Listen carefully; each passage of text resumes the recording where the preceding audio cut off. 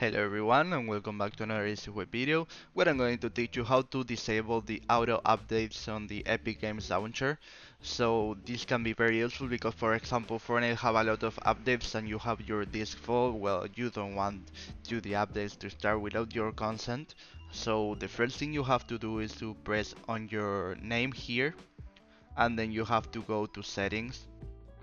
Okay, so here you have to scroll down till you find manage games, and you have to disable the first option. Update automatically the recent use applications you disable, and when a new update is here, you have to press update instead of just entering the Epic Games and the update applied by itself. So if this video was useful for you, please comment, share, like, subscribe, and press the bell in the subscription button, and see you in the next video. Easy way, goodbye.